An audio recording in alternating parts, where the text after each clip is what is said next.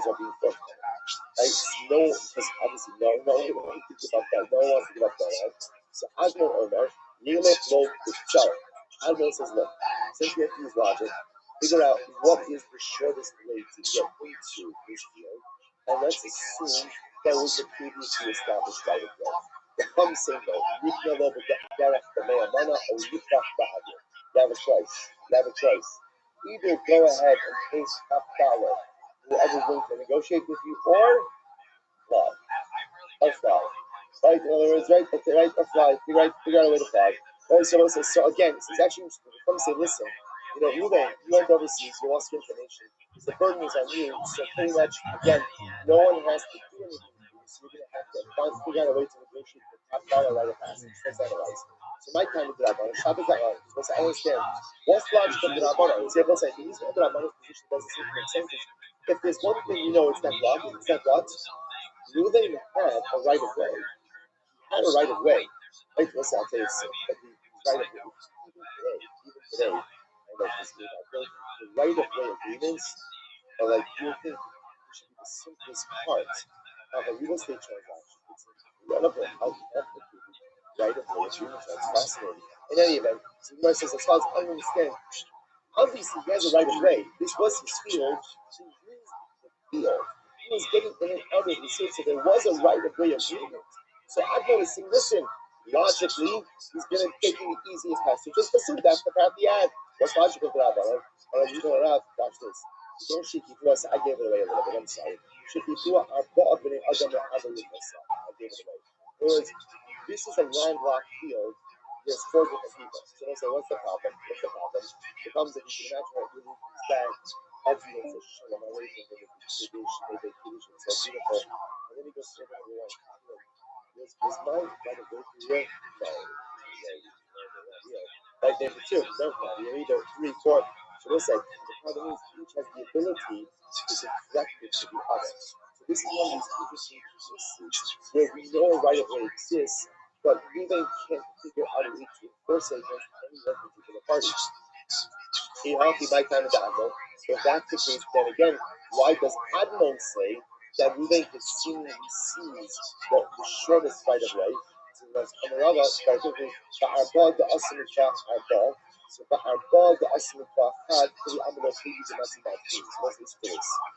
have 4 people who bought their own respective fields from 4 other people. Or for that matter, 4 people who bought their fields from 1 person. Everyone agrees in that case, each party could deflect to someone else. The Gemara says, so people, you read this not focus on, let's listen to this. The Chad, the Asim Kaf Arba. So watch this. I will say, let's say now all 4 fields, all 4 of the landlocked fields, or the landlocked fields, are all owned by 1 person. Right? So you've got Reuben in the middle, and all 4 of the surrounding fields are owned by 1 person that will say what? Bought it from 4 individual owners. So in this case over here, we'll call him Shimon. Shimon now owns the 4 fields which surround Reuben's field, but Shimon bought it from 4 independent people. Watch this. So Admon Sarah is the Gaba. So Admon says, listen, Reuben could go to Shimon. Give me a right away. You know that I own a right away. You can figure out what I own it, so give it to me. There's this. Rabbanan said, listen to this. Shimon can say to me like this. Shut up. You're going to be quiet. You know, you're going to make problems for me. Now, I finish all my right, but I'm not seeing this. So this is this. Shimon can say to Reuben, here's the deal. If you want to negotiate, you negotiate. We're going to make problems. I'm going to return the land to the previous 4 owners. It's going to be owned by 4 independent people. And therefore, what can I say? Reuben will never be able to get to right of way. Why? Because each of them could deflect you to the other. So if you want to negotiate, you can negotiate. But if you're going to claim Magiali, right, something's owed to me, I'll simply go ahead and return the land, and then you'll be stuck forever. Incredible. So the Gemara says, I'm sorry. Who Damalu, tell us quickly, finish up the sugya. Who Damalu, a guy says, Who Damalu, Tishma Libras. Listen to this. A guy, Ruben, is about to die. Right before he dies, he says, I want my daughter to inherit the palm tree. He's giving a palm tree to his daughter.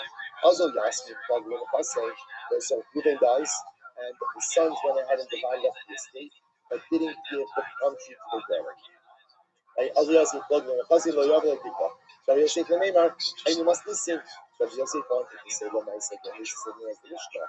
Why Rothschild? The owner wants to go ahead and come to the country, right? And each son could say what? Each one could say what? No, not for my portion, for this portion, for this one, for this portion. I mean, I buy you meat. I mean, it's not a good comparison. Asim kochad kochad bachimatri. Kochad diklo gabayim haba. So listen to this. Here's the difference. So listen, in the case of the right of way really only does exist on one field. When it comes to the daughter's right to a country, that is a right that involves upon all of their inheritance portions. So therefore, my takanasai, what should we do? What they should do is give her a country, and then redivide the estate minus the country. That's what should happen. Okay, we'll say very quickly. Sorry, just give me a little one more minute and stop. Actually, we'll say we'll stop over here for today. We'll just pick up with this very last piece of notes. I tried. Okay, we'll say shkaya again. Great week ahead of us. In Hashem, shkaya.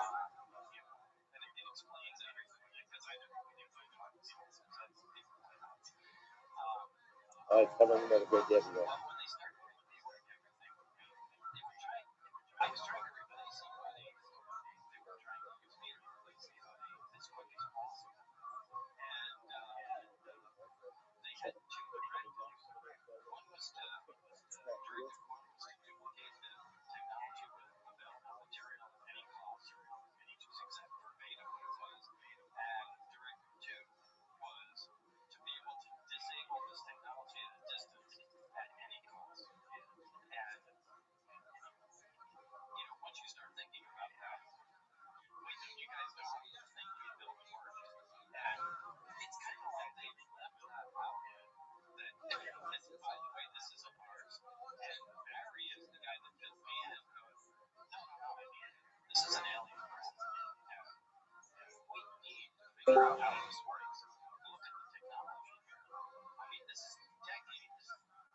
All right, I will say good morning, let us begin.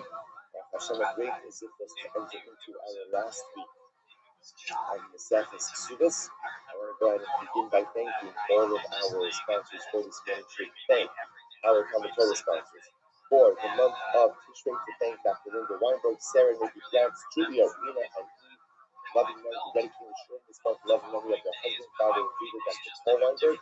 Arabs Moshe Ben Abraham David. Thank Ayaris for Sanders dedicating the shul in this month in exclusive of Ur Shalita for Shulamis Bas Susha. And I am the deep transaction space of all of our fields in the travel of I do the famous sponsors. Abraham Zeisman, the version of the Arctic grandmother, Artist grandfather, Abraham Ben Aaron, C. and Shane Shield. Elliot Schmidt and Sheila Pepper in honor of Ari Learning and all you guys for this year. Beautiful. First, I'd like to thank our Daflin sponsors for today. Alan and Andrea Stellis in honor of the Bas Mitzvah of their granddaughter, Kila Rosenblum, and Row for Torah and Mitzvahs in much efforts to entire family and all of the beautiful. Also, with that, to let us begin very, very excited. This is a very exciting tomorrow in general. Also to recognize the very beautiful sentiments of the lives. Our desire finishing in the Sefta, on Rosh Chodesh, so we're ending things, beginning things, closing out Chodesh Tishrei, beginning Cheshvan, and Hashem is such exciting that we're in the Sefta. We'll say let's begin. Today's daf is Kufkas 109. We are picking up in Yom Hashem on the bottom of Kufkas 7 days. 108. We really left off. We left off yesterday. So the Mishnah says as follows: "Achusik ma'os the It's a very interesting case. Someone promises money to his son. An age-old story, right? So someone promises money to his son. And I will say, in this particular case, what's unfolding over here is like this. Essentially, we're talking about a guy. So imagine for a moment that Reuben is marrying Rachel. Rachel's father promises Reuben some amount of money. And what happens? And then the father-in-law extends his foot. So what does it mean extends his foot?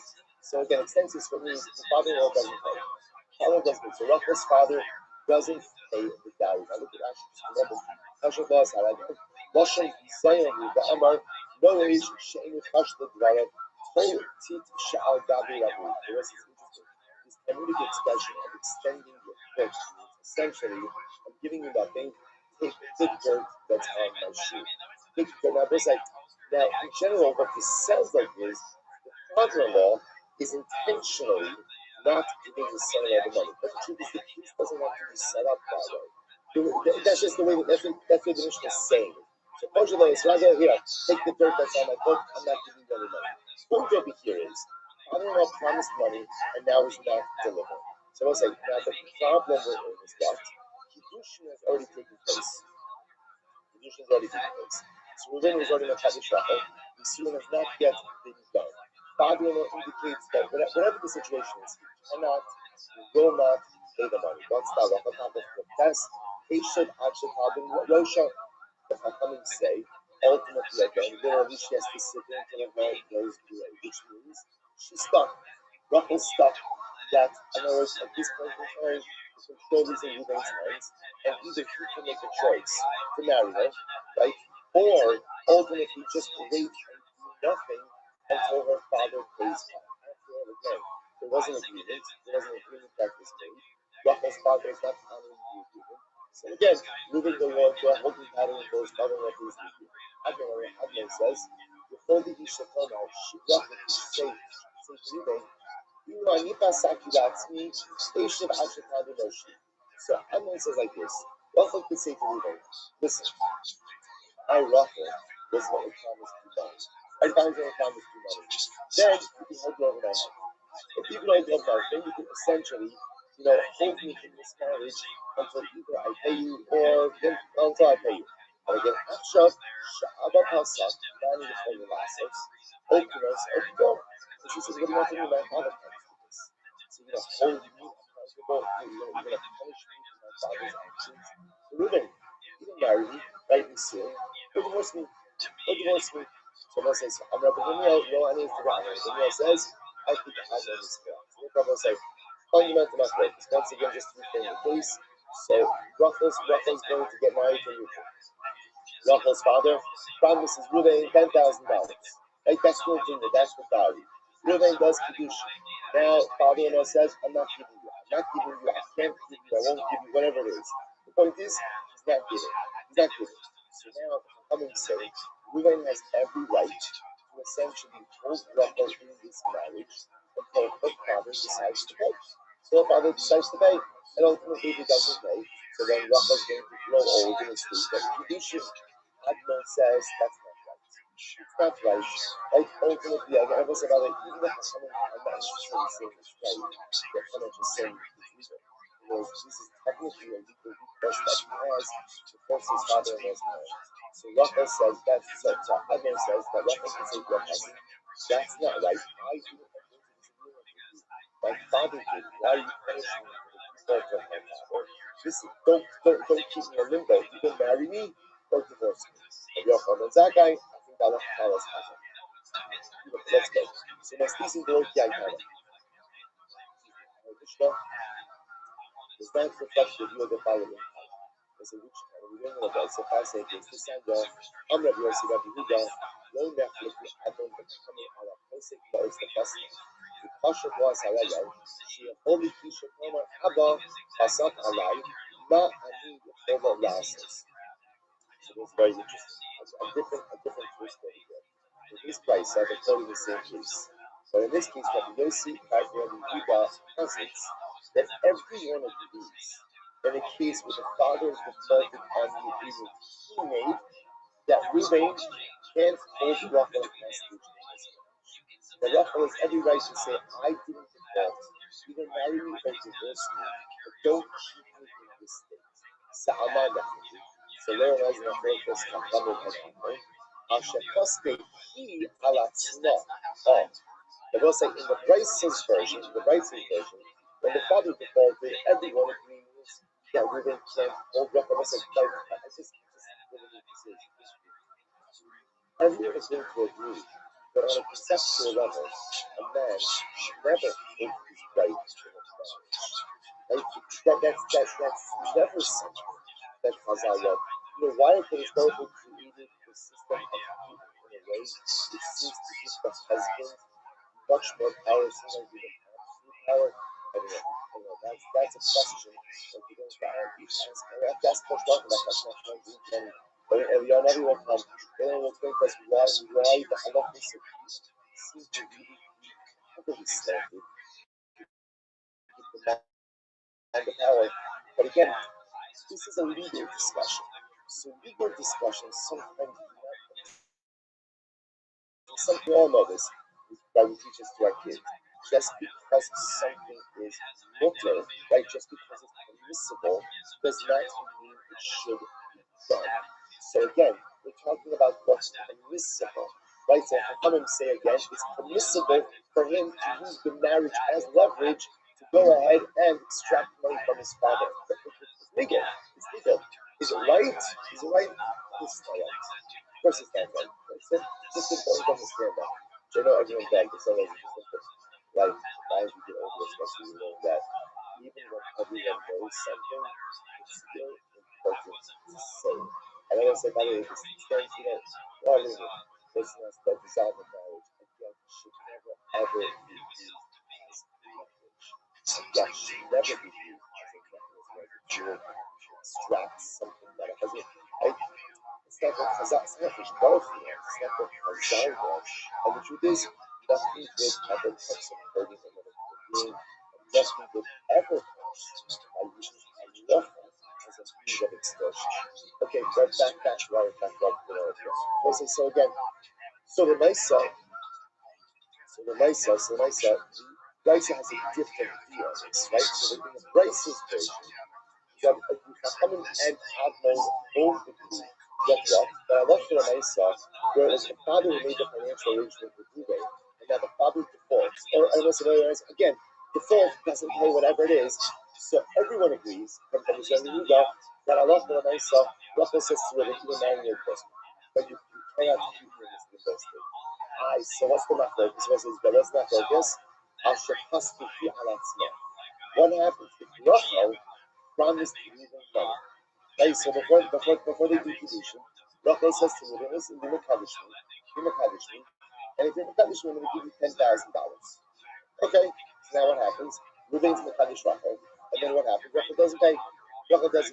Won't pay, can't pay, doesn't pay. So let's say, so now watch this. Shacham say, they should actually have a Moshe. The Chachamim say, listen, Rachel, you made a promise. Why would you do it? Reuben is not familiar to do the suing with you until you figure this out. So you can go into a holding pattern every year until you, Rachel, figure out how to satisfy the obligation you have given. Admon says, just listen to this. Admon says, so what did she say in this case? This is great. She says, no. When I said I'm going to give you $10,000, I figured the same bank that has been bankrolling my life up until this point in time. Right? It's incredible. No credit limits, right? No pre-qualifications, nothing. I figured the same bank that was taking care of me my entire life is going to take care of you now. So she said, I know I said that I was going to pay you. But again, I automatically assumed that it was my father who was going to go ahead and pay for this Negunda. So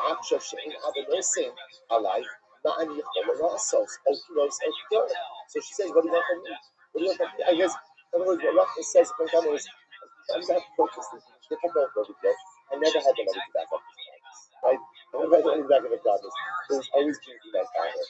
That my father doesn't want to pay, don't hold me hostage in this relationship, either marry me or divorce me.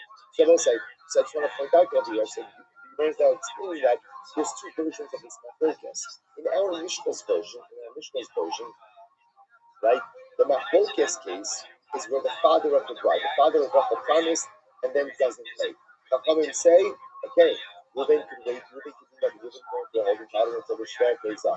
Right? Admon says she could say to him, this is not my fault, either divorce me or marry me, but don't go and keep me in this focus stage. Right? Grace now says, no, in that case where the father defaults, everyone agrees that Rachel should tell Reuben, either divorce me or marry me, What's the matter in this case? The Rachel promises the money. So the Chachamim say, listen, Rachel, you made a promise. Make good on the promise. You don't make good on the promise. Reuben has no obligation towards you. You go into a holding pattern. Adnan says, no. When Rachel says, I made the promise, I'm giving my father. I was relying on my father. So ultimately, don't hold it against me. You marry me or divorce. Incredible. I'm going to go. The Gamil says, and then also in the Brisa also, the Gamil law and he has to get Adnan. Again, in the Brisa, you have the Gamil agrees with Adnan. So let's analyze this. When is this so? When is this so? Says the Gemara. About the time of Kolfin. They say when is Kolfin to be said, right? Exclusively the Brisa, right? You tell them the adult girl. But when they become with a minor, we will force him. We will Kolfin. We force him. So the Gemara says, Kolfin the mind. Force who?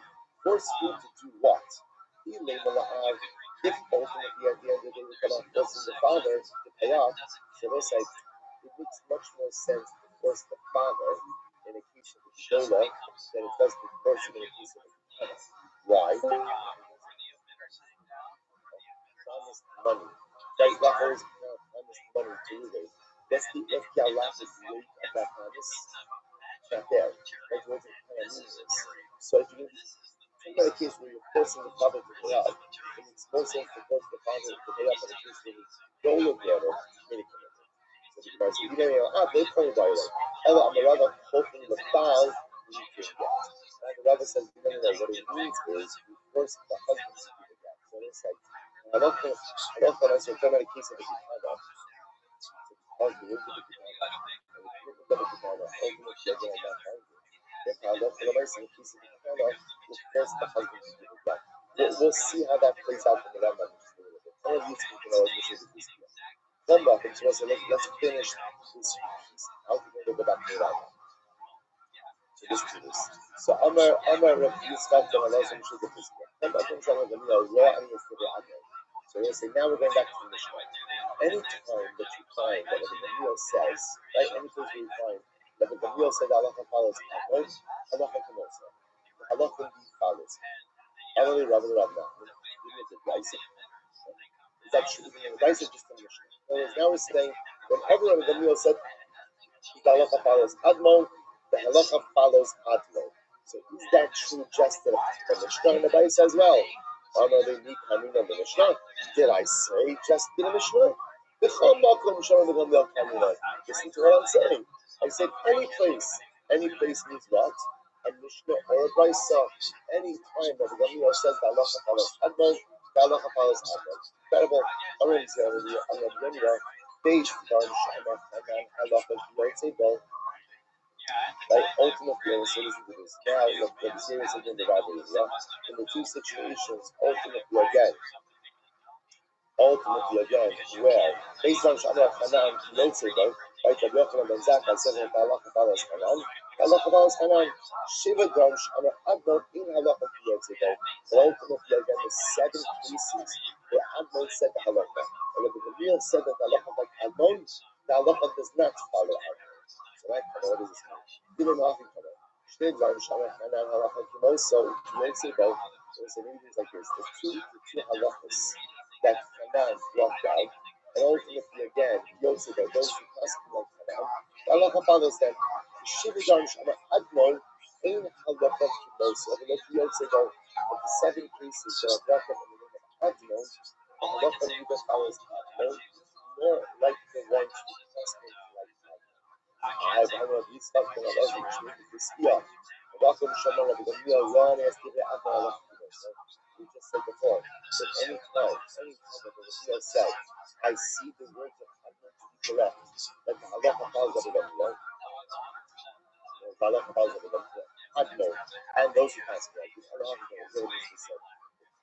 Made them Shama Hanan halacha Knesset. In the two situations where Hanan said, halacha follows him, and those who like the first time on the side, Shiva Dom Shama Admon in halacha Knesset. So it's like the 7 cases where Admon brought down this halacha does not follow him. So the Gemara says, I'm sorry, in halacha Knesset, halacha doesn't follow those who quote him. Hakimoso, halacha b'kulu. sounds like it was just unknown by himself that Allah will follow him. Don't have these stuff, but Allah doesn't think that he's got. He doesn't understand in these cases what's happening, like all these mishnayos. There is unknown stating the halacha, and then you have the couple of Mia weighing in that the halacha follows identical Yosef. The Gemara now suggesting maybe there's a distinction between when unknown says the halacha himself versus when you have Rabbi Rothschild coming along and saying, oh, the halacha follows him. I, the Amar of Yitzchak ben Elazar Mishon de Piskiya. But Malcolm Mishon Rabbi Rothschild Ron is to be Ada halacha to so I, but we just said that whenever the Rothschild says, I see the words of Admon to be correct, that the halacha follows him. So we can just Amar in, lo Amar lo. It sounds like the halacha only follows Admon when Rabbi Rothschild voices his support. But if Rabbi Rothschild doesn't voice his support, then the halacha won't follow Admon.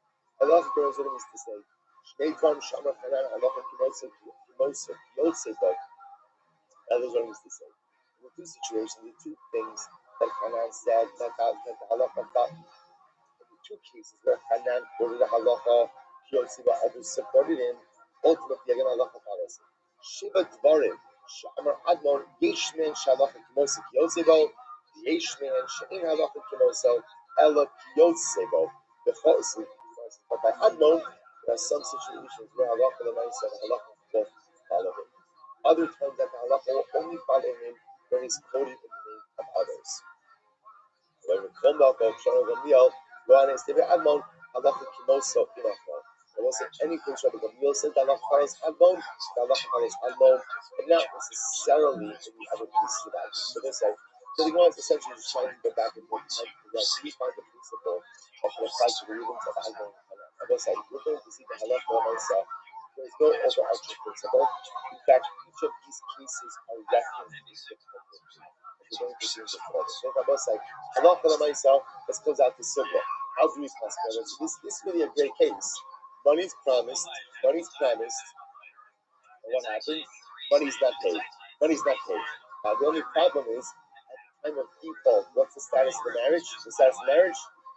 Kedushin has already been done. So now we have a problem. So you're both saying, if you default before Kedushin, fine. So then what? Don't get married. You gotta go home. That's it. The problem we have over here is the default actions after Kedushin before Nisur. Furthermore, two cases of default. What are the two cases of default? Case A, father default. Case B, Rachel, daughter, wife default. We'll say Machlokas, Admon, Chachamim. Then there's a further Machlokas, Mishnah, and the Brisa as to when the Machlokas applies. So I'll say, here we go. Rabbi Baskins, Orchos, Ishuk, Tos, Parak of Gimel, Halacha Tes Zayin. I was to say, I was the personal asking. That's what we should go. Right. But I was making a Rambam and not the Shulchan Aruch. So this was very important to the Rambam and Shulchan Aruch the same way. In general, the derech of the Rambam is that the Rambam's generation of halacha is often much truer to the text of the Gemara. So sometimes if you just translate seven halacha and myself from the Gemara, the version of the Rambam often adheres you to the sugya much more, whereas the Shulchan Aruch already is a distilled version of the halacha. So again, the bottom line is say the same thing. Those are what the Rambam says. Here we go. Great case. Apostle goes the first now. So this is great. So here's how the Shulchan sets up the case. Right? So Rachel, so what happens? Rachel's going to marry Reuben. Rachel's father, we'll call him Rachel. Right? Rachel's father commits $10,000 to Rachel's husband, to Reuben. Allah ha'av l'medina ha'charas. The father relocates to another country. Sorry? Another place. He goes down, right? Holy Hilom Labal, and we go Pasaki Alatsi. Ma'an Yichol Rasos, O Kilos Benem Dunya, O Patron Bidat. So everyone says, number one, we pass me like Admon in the Mishnah. But it was the father who defaulted. Rachel says to her husband, listen, I didn't make you do it. Either divorce me or marry me. Right? But don't keep me in the So they say that's halach when I say one, like Amor the Mishnah. Aval, it must be alatzma, Yada, Arezia Yosheves, Ad Shekinsa, Ma Shepaska, or Ad Shepakas. So that's an interesting enough halach l'maisa. We keep asking like the Chachamim in the Brice's case. If she is the one who made the commitment, then ultimately she has to figure out a way to honor it. And he has no obligation to do anything until she figures out how to honor this commitment. So remember again, this is where she made the commitment. Remember, Admon's out for her. Does that remember again? What was Admon's out for her? What was out for her? I didn't promise. I know it was me, that I'm an extension of my father, right? In other words, so when I said I promise you to be my father, so that I'm not asking like the Chachamim in the crisis case, namely that when she makes the commitment, Rachel herself makes the commitment to Ruvain, and then default, Ruvain can keep the holding pattern of Shushan until she comes up with the money. And ultimately, again, doesn't have to either marry her or divorce her too late. Once again, this is the legal community. Moral ethical. Should a man ever keep a woman in a relationship over money? Absolutely not. Absolutely not. Again, if she says, give me more time, I'm happy to go and try to figure out how to do that. That's fine. She wants to know. But once again, this is the legal ruling, not the moral ethical or institutional. So I say, I love for myself. We constantly like Admon in the Mishnah, therefore again, if father defaults, Ruvain can't hold Rachel in a relationship. If Rachel defaults, he has the ability to go into a holding pattern which is incredible. Mishnah say, very interesting case. Ma'ora ala sada with Mishnah. So let's go back on this. Let's go to Rashi. First Rashi in the Mishnah. First Rashi in the Mishnah. So let's say in the short lines of Rashi, 2, 4, 6, 7 lines into the short lines. Rashi says, Ma'ora ala sada. Watch this. This is fascinating. Ruvain ma'arer al sada shebiyad Shimon. So I say, so here's the case. Shimon has a field. Ruvain is claiming the field really belongs to me. It was stolen from me, and you bought it illegally. Now again, he's not accusing Shimon of being complicit in the theft. He's just saying, Shimon, you think you're in the field is really mine. Okay, fine. Now watch this. Ruvain ma'arer al sada shebiyad Shimon. But Levi Shema for the half doesn't mean that. Okay, so here's the case. Right? You've got Ruvain, Shimon, and Levi. Shimon is in current possession of a field that he bought from Levi. So Levi sold Shimon a field. Ruvain says, Shimon, that field you have, that's my field. That's my field. Levi stole it from me and sold it to you. Okay, here's the wrinkle. The Mishnah says, you fasim on it. Fasim means, or say that when Levi sold the field to Shimon, they drew up a document. And one of the witnesses on the bill of sale is Ruvain. So Ruvain is a witness. Ruvain is a witness on the sale document from Levi to Shimon, and now Ruvain, who's one of the witnesses, says to Shimon, probably the field is stolen.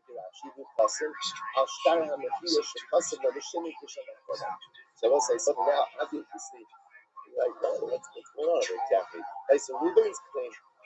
So Shimon, the field you got from Levi, is Levi stole it from me and sold it to you. And now you look at the report and you see that Ruvain himself is one of the witnesses on the bill of sale from Levi to Shimon. So what's that over here? Admon Omer. Admon says it's not a problem. We say to Ruvain, so obviously we ask Ruvain, I don't understand. If the field, if Levi stole the field from you, then why would you agree to sign Shtar Mechira? Why would you agree to sell the bill of sale? Admon says there's a perfect answer for this. Shei Noachush, Harisha Kasha Himel. So let's listen to this. Because Ruvain could say, listen, Levi is a gangster. Right? Levi is a thief. Right? Levi is a strong guy. I knew I never had any chance of getting my field back from Levi. Shimon and Levi, you're a reasonable guy. So I figured if I could get the field away from Levi to you, Shimon, now I have a better chance of getting back my stolen field. That's why I agreed to sign on the bill of sale so I could get it out of Levi's hands into your hands. Incredible. So I said, brother, this is reality. So I'm just saying, like, this is so great. This is incredible. So let's just now listen to this. But from the fun say, no, cut it off. Even as if we saw, we're already talking about Ruvain. Again, Ruvain, if you come forward with a claim that the field that Shimon currently has is stolen from you, that's fine. That's what I said. Once you're signing, once you're not a party, but once you're a witness, for the transaction, you lost any right to claim that this property belongs to you. Even as so. So let's take a look at Rashi. Actually, even as so, the whole of the chasam, hold the shit in law is essentially what the Chum says like this. The act of signing on a document, or witnessing a document of sale transaction, is effectively saying what? This field has nothing to do with it. You're giving up any rights to the field. So here I say fundamental market like this. On the flip side, I saw similar after. Sorry, on the flip side. I saw similar after. So let's say, look at this case. Look at Rashi. I saw a muhsab similar after. Shalom nafal ruben zeh ha'oyer ala. Ela li'ish after. Or muhsab sadam tzadzu. Umeitza lo arba'os sorry asada. Pasab lo umeitzarim. Meitzab only sada shali. But also sada zisim. So let's say I watch this case. So let's say for a moment that Ruben now owns the disputed field. Right? I'm sorry, Shimon. Right? So Shimon owns the disputed field. So now what does Shimon do? Shimon sells another piece of property. Right? So let's say now, let's call the disputed field field A. Right? So same case. Right? Ruben bought the field from Shimon bought the field from Levi. Right? Then there's Ruben, of course, is claiming that Levi stole the field from him and now sold it to Ruben. But sold it to Shimon. Sorry. One more time, I'm going to get this right this time. Right, so as I say again, remember, Levi sells a field to Shimon. Right? In the back of all of this, you have Ruben claiming that Levi really sold that field to him. And now, all right, stole last time. Right? Levi sells the field to Shimon. Good, beautiful. Ruben now is claiming that the field that Shimon bought from Levi was stolen from him by Levi. Okay, so that was case one. And case one is where it turns out that Ruben himself is an aid on the bill of sale from Levi to Shimon. Okay, so now what do we do with that? So again, according to Admon, so if Hachamim say that's it, you lost any claim, you signed on the shtal, you lost any claim. Admon says no, there's still another claim. This claim is you make the claim. It's easier for me to get the field back from Shimon than it was from Levi. Fine. Case two is Shimon is selling the field. Shimon is so let's call disputed field is field A. Shimon is selling field B. Field B. Fine, no problem. So let's say off in the way when you would sell a field, if it was a field that was next to other fields, the way you would identify the field that you were selling is by identifying the other fields all around it, right? I'm selling field B that is bordered by fields A, D, E, etc. In this case, Shimon is selling field B. But in the document of sale, he makes reference, he says field B borders on my other field, field A. Field A. So in this case, field A is being used as a demarcation point, as a border. So right, field A, the dispute is not being sold at all, but it's being used to identify field B, which is the transaction. So now Ruben is using field A, right? Sorry, Shimon, thank you. Shimon is using field A, as just to identify the border of the field that is being sold. That also Ruben signing on this document also. Ruben signing on this document. So now, here's the shayla. Now, in this transaction, in this document, so when Shimon is selling field B, he's also what?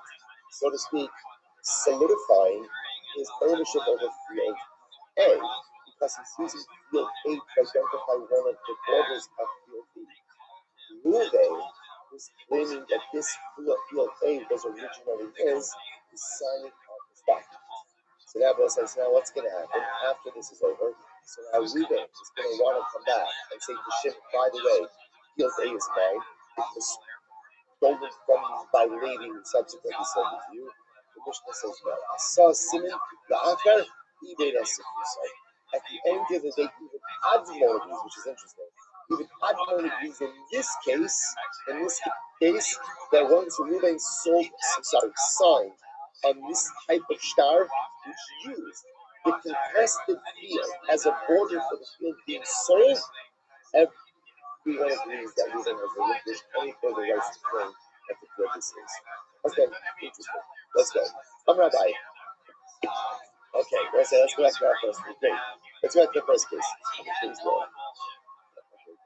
That's what it's good. Yes, so no, because the truth is, I realize that with this we actually have to stay on target because the truth is, Shodesh is Tuesday, Wednesday, right? So the truth is, Tuesday and Wednesday's back are a little bit, and Monday, a little bit long. So we gotta stay, and we only have 45 minutes on Tuesday. So, but we're gonna be fine. So here we go.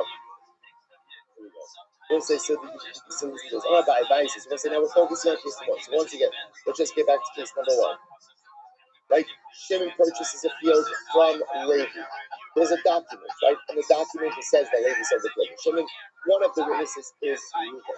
Reuven then comes after the sales complete, and Reuven comes to Shimon and says, Shimon, field is mine, Levi stole it from me. What? And then the document.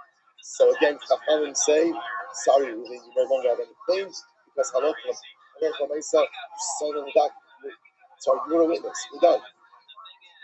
Almon says no. Reuven has a claim. Yes, I signed the document in order to get it out of Levi's hands.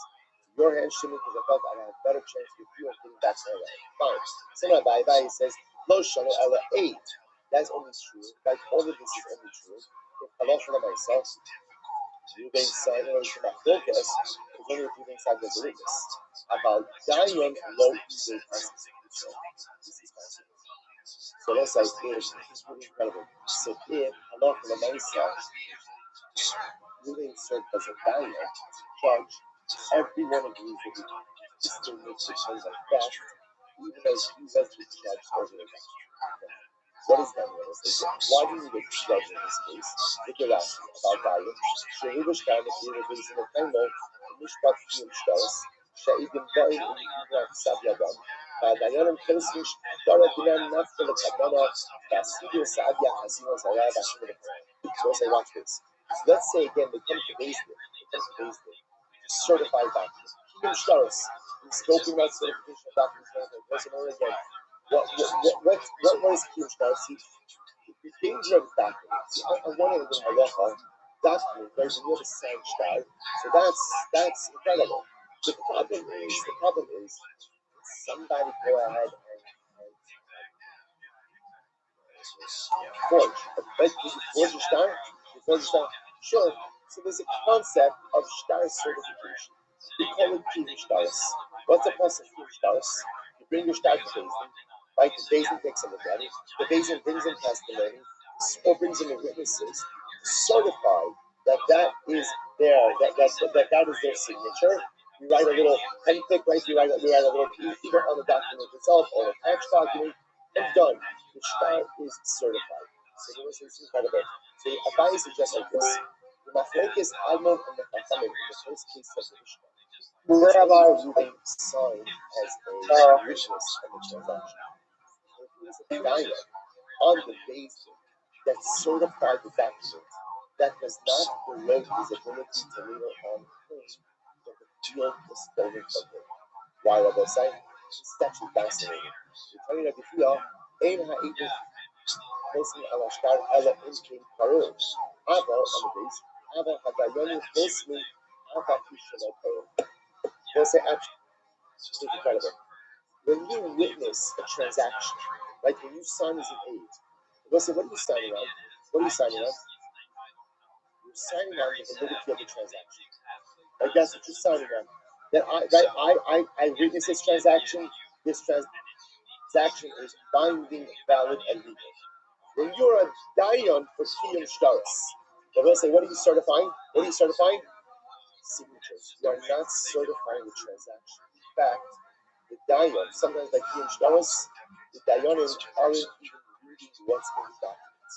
Right? Because I'm not certifying the transaction. I know you have the transaction.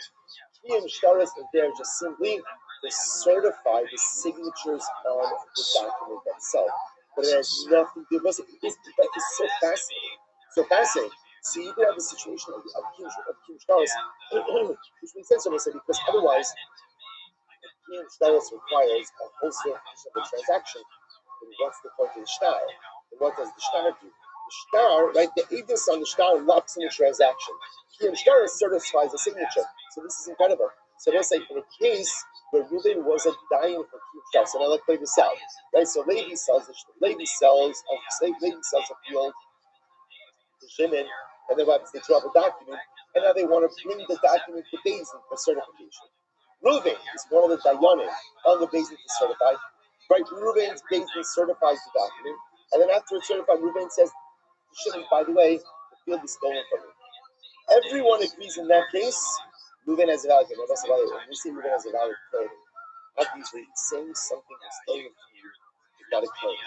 Right? I mean, it's a claim. What it means is Reuben now has the right to what? Pursue that claim. Right? So again, why? And everyone agrees in that case. Everyone agrees in that case. Why? Because Reuben's acting as a guy for Kim Shtaros has nothing to do with the transaction. All Reuben was doing was just saying, oh yeah, the signatures we can say we can speak, you guys recognize the signatures, fantastic. So sign it up, right? And then we're done. Certified, we're done. So everyone agrees in that case, and in no way erodes his claim to go ahead and pursue the stolen, right, the stolen claim, the land was stolen from him.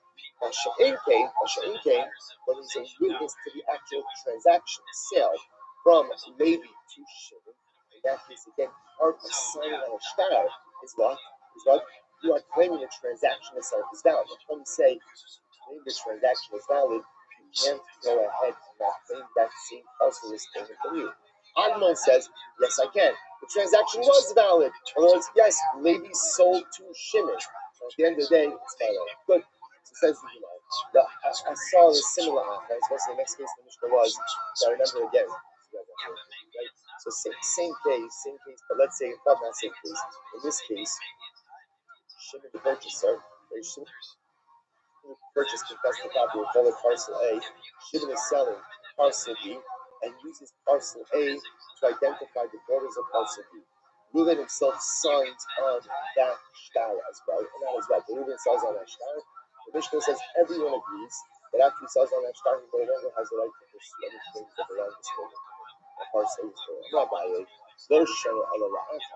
That's only true ultimately of what Rashi said. No show Allah. דווקא לא יכולת להכניס סימן לאחר, אבל הסוהר המוחזק בו סימן לעצמו של Reuben זה האור עליו, so listen to this.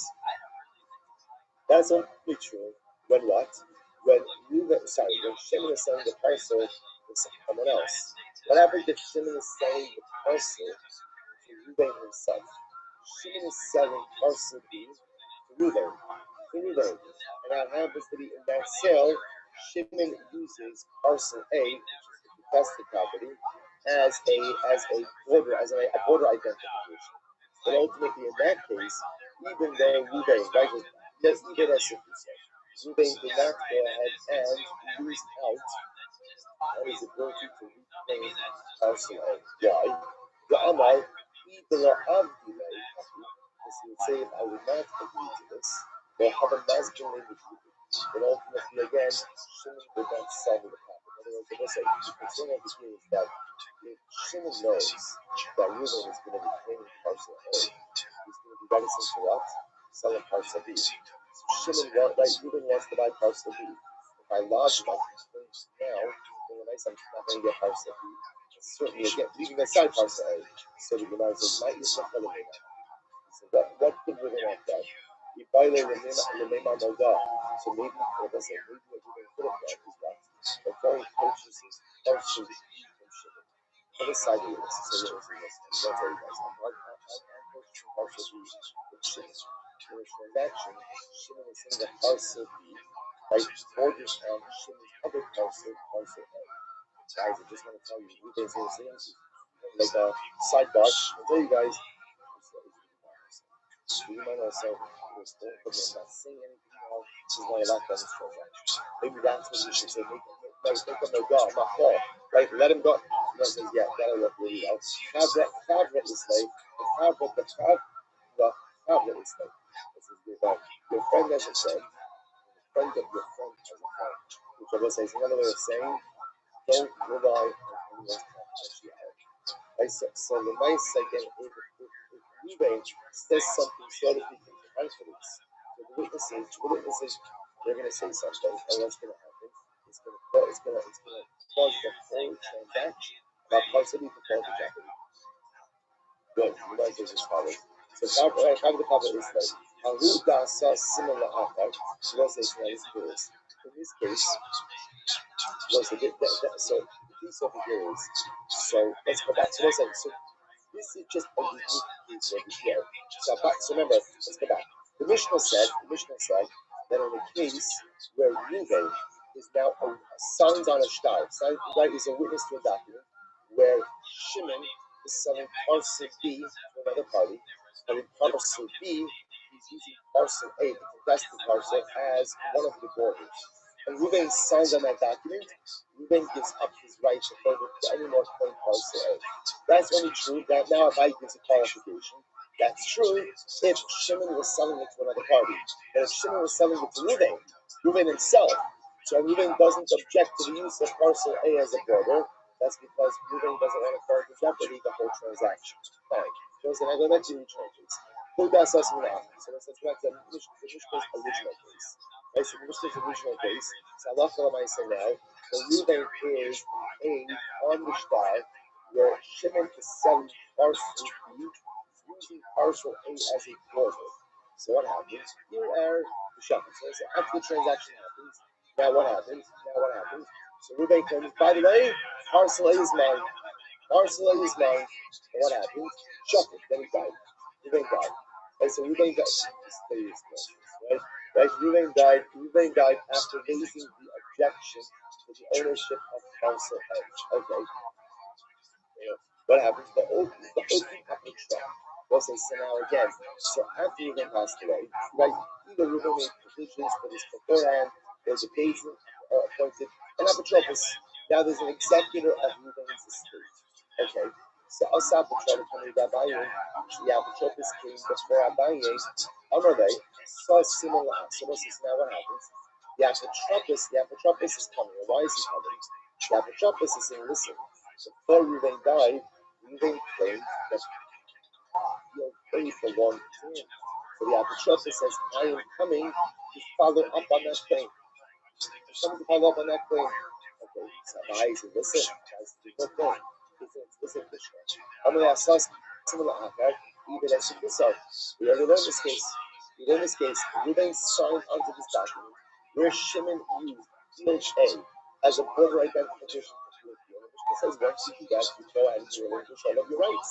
Nothing more to talk about. To which the apotropos says, you're right, but Amar Hava Avason Yasmikayim Avakayim the Amar Helen Akarasisila.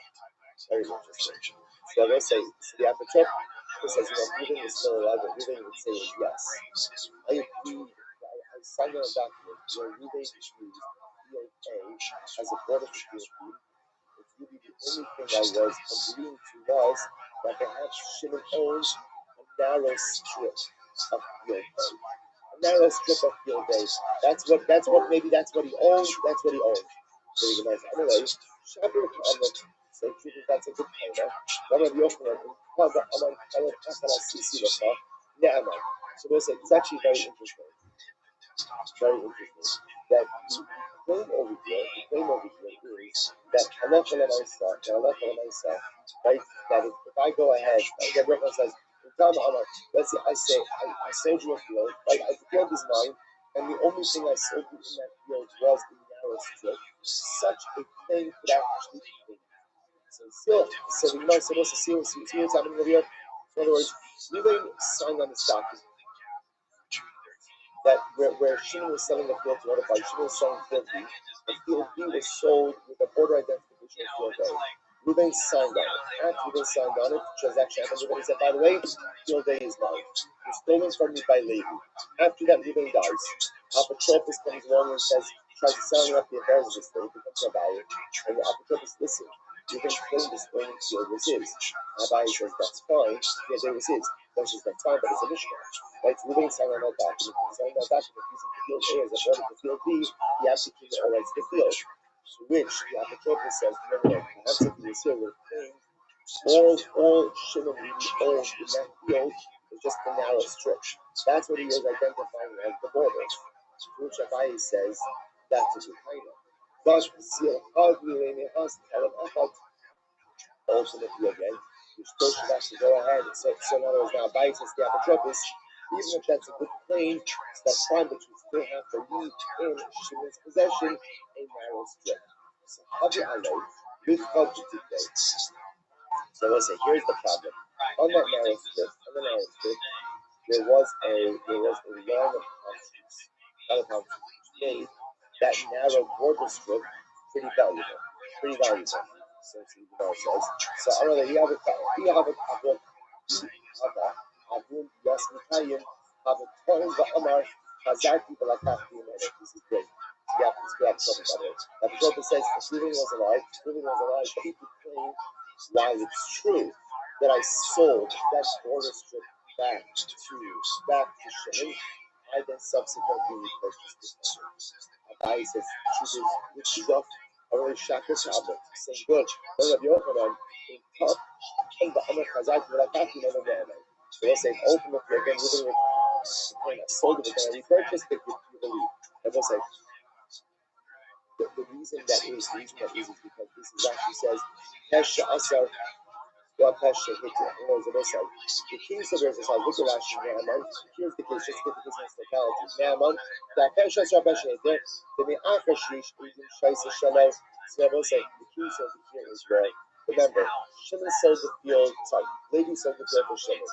And then again, it gets more complicated. But now what happens? So now, you have Reuben, now you have Shimon, here we go. You have, right, Levi selling the field to Shimon, field A. Okay, fine. Now what happens? Shimon sells field B to another party. But in that transaction, he uses field A as a border identification. Reuben signs on that shtar, that bill of sale that Shimon makes to another party of field B. Afterwards, what happens? Shimon, so Reuben says, field A is mine. It was stolen from me by Levi and sold to you, Shimon. So remember again, speak how up in the Mishnah is we don't believe you. And our passion is we don't believe you. But also, in this case, it's becoming a little bit more complicated. In this case, what happens is, Reuben goes ahead and claims that they was stolen. Not only that, Reuben brings witnesses. He brings agents. That's showing the blank from here. He brings witnesses.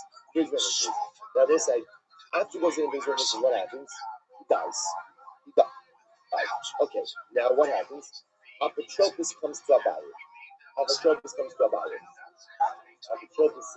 listen, I'm here to help him with his things. Abai says, there is no claim. It's a Mishnah. Reuben signed on the document. Apotropos says, but he has Avis. Abai says, no, exactly. Essentially, the Avis is negated in the face of what?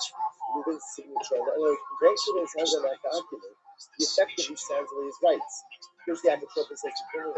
What you understand is, he actually went ahead and sold that, right? He sold to Shimon a strip of land. Okay. So now what you're telling me is, when Reuben signed the document, he wasn't yielding his rights to the rest of the field. What was he acknowledging? That Shimon owns a strip of land of field A that borders on field B. But that in no way he's yielding his rights to the rest of field A. That's good. And Abai says, okay, that's fine, so you can pursue your claim on the rest of field A. But what? But you have to go ahead and at least leave in Shimon's possession what? The strip of land. Which Apotropos says, but 1 second. He's going to the story. Reuben brought back the strip of land from Shimon. He brought it back. To which Abai says, which is very good, right? The Torah says, this is the Pesha, I saw Pesha to the right. Because the only way we knew about the sale was how this through Reuben. right? In other words, right? We didn't know about the sale. Without the sale, all you would have is what? Is a receipt saying that the mice in the field was stolen from Reuben. So now Reuben, so to speak, is telling us that a sale happened of the script. Now Reuben's further clarifying and telling us after the sale occurred, Reuben bought it back from Shimon. It's a pesha, some pesha interchange, in which case Reuben slash the apostrophe should be believed. The way that Reuben, it turns out that Reuben should really wasn't able to walk, assuming he could prove his claim that he should even be able to walk with the field in its entirety, including the strip of house trees. Incredible. Rabbi is also what's the takeaway from the story. Rabbi, I meant to make the apostrophe. Making key anti-yada for this is the aspect. I said the entire takeaway is you gotta get an apostrophe like this. Right? I say this is you gotta surround yourself with good people. Right? This apostrophe Sadai says knew exactly what he was doing. Good. So we'll say so for our purposes, Allah for the son. This is a complicated case. That is a very complicated case. Remember again, listen, what we have essentially embedded in this case is a couple of different cases, just because I'm going very quickly. Rambam Paskins, this is in Hilchos Kohen Mishan, Erek Tes Zayin, Halachas Aleph and Beis. We don't have time for everything. I'm going to read out the Kalan case, which is going to give you the Mishnah. Here it is. Reuben Shemacha the Shimon Saga. Reuben sold the field to Shimon. I'm going to keep it like we have it, right? So let's say, Levi sold the field to Shimon, and Reuben was one of the witnesses on the shtar. And what happens? Subsequently, right? Reuben claims after the transaction occurs. Reuben claims that what? That Allah Maisa, Levi stole it from me. Aim Shimon. But I'm not passing. Like no. Even though I remember again, you're going to claim, yes, I signed on it because I wanted it to go from Levi to Shimon because I feel a better chance getting I feel back from Shimon and from Levi. But Rambam says, case closed. Case closed. Halacha l'maisa. There's absolutely nothing to talk about once you are party to the transaction. Right? Once you are a witness on that shtar, you have effectively ceded and yielded any right that you have to take that field. That's what I mean. However, the Rambam says, if Reuben acted as a dyer for shtaros, he does not yield or cede any future rights. Again, going back to the distinction of the Gemara. An aid certifies the transaction. A dyer only certifies signature. So it will say, don't ask like Hazman in this Mishnah. There's more, much more. Again, Hilchos Kohen Mikon, Perek Zayin, Halachos Aleph and Beis. Take a look at it at your own halacha, but that's the halacha of it. So good. Mishnah, quickly. Mishnah, halacha of Dinas Hayam, the Dara Sadet. So again, it just gets better. Listen to this case. And I will say, by the way, hey, you ask yourself, what does this have to do with service? So first of all, it's so good, so who cares? Right, that's answer number one. Right, that's answer number one. So remember again, the reason, just so you know, all seriousness, the reason why we're doing this is because remember, the way this parak started off, there was the unit of Admon and Hanan. And remember again, it started off with a discussion about Mizonos, that's which is service. Now, let's say we're just going through all of their rulings. Watch, this is a great case. Misha, Allah says, we'll say, watch this case. Reuben goes overseas. Now, Reuben owns a field. Now, we'll say, interesting enough, the case of his, Reuben's field is landlocked, which means that the only way he was ever able to get into his father's house, he had a right of way. He had a right of way with someone. So what happened? So Misha, so let's say, now what's the problem? Comes back, he's been away for a while, can't remember the right of way. Where is my right of way to get into my field? And of course, as one can imagine, none of the neighbors are being forthcoming. Right? No one, because obviously, no one wants to give up that. No one wants to give up that, right? So Admon Omer, Nilech knows B'Tzar. Admon says, look, since we have to use logic, figure out what is the shortest way to get into this field, and let's assume that was the previously established right of way. The Chum say no. You can know the derech b'me'amana or yifach ba'avir. You have a choice. Either go ahead and pay $5 whoever's willing to negotiate with you, or fly. Or fly. Right? In other words, right? Okay, right? Or fly. Figure out a way to fly. Right? So again, this is actually, some say, listen, Ruben, you went overseas, you lost your information. The burden is on you. So pretty much, again, no one has to do anything for you. So you're going to have to figure out a way to negotiate the dollar right of passage. So my time with the Rabbanan, Shabbat got on. So I don't understand. What's the logic of the Rabbanan? It's able to say, the reason why the Rabbanan's position doesn't seem to make sense is, if there's one thing we know, it's that what? Ruben had a right of way. He had a right of way. Right? So I'll tell you, but the right of way, even today, versus the right of way agreements are like, you think it should be the simplest part of a real estate transaction. Yeah, look, I complicated right of way agreements. It's fascinating. In any event, so the says, as far as I understand, obviously he has a right of way. This was his field. He used the field. He was getting in and out of the field, so there was a right of way agreement. So Asmon is saying, listen, logically, he's going to take the easiest path. So just assume that's the path he had. That's logic of the Rabbi. All right, you know what? Watch this. Don't shoot before I gave it away a little bit. I'm sorry. Shoot before I brought up in the other I gave it away. Whereas this is a landlocked field. There's four different people. So we'll say, what's the problem? What's the problem? The problem is, if you can imagine that when he comes back, everyone's just showing away from him. It's so beautiful. And then he goes to number one.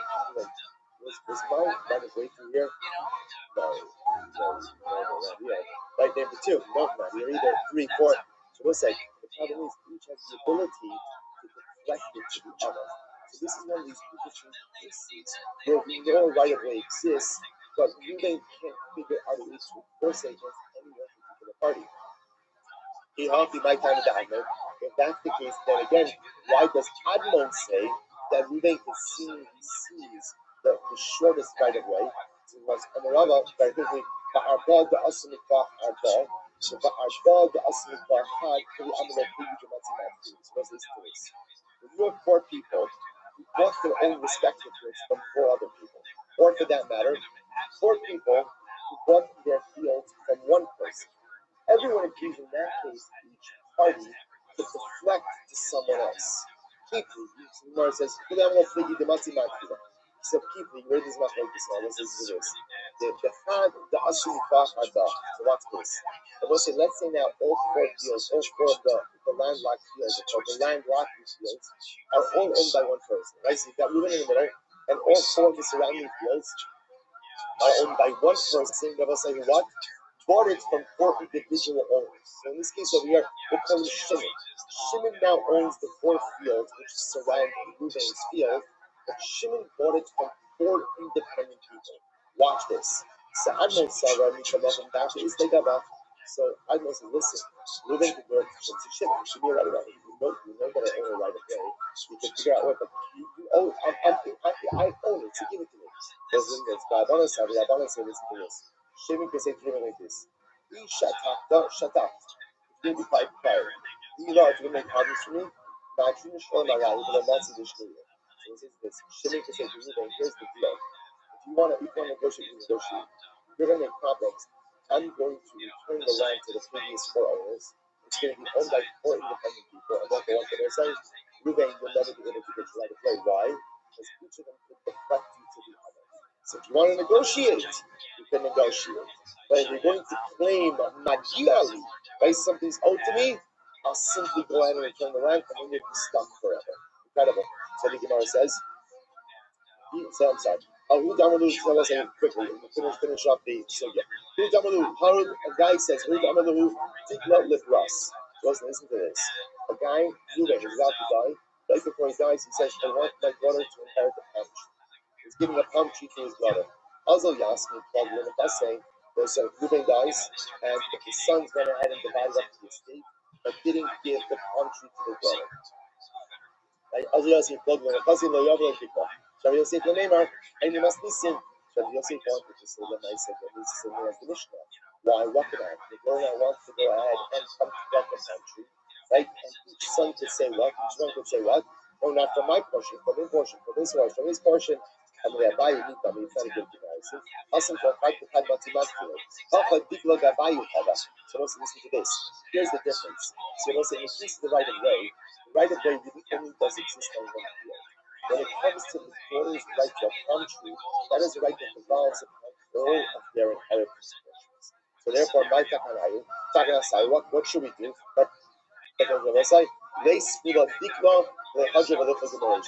do is give her a palm tree, and then we divide the estate minus the palm tree. That's what should happen. Okay, we'll say very quickly. I'm sorry, just give me a little 1 minute and we'll stop. Who's the Amalu? Nicola Lebras. Actually, we'll say we'll stop over here for today. We'll just pick up with this very last piece of notes. I tried. Okay, we'll say Shkoyach again. Great week ahead of us. Emir Hashem. Shkoyach.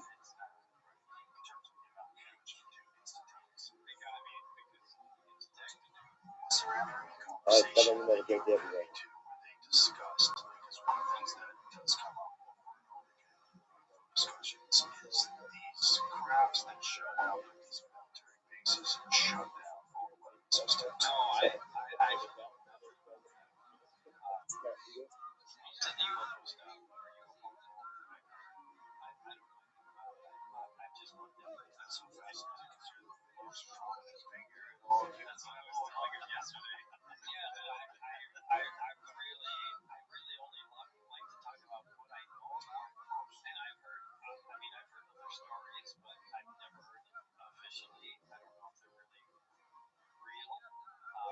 What's one of the things that makes you most critical? Because you're not, I guess, but I mean, yes, it does.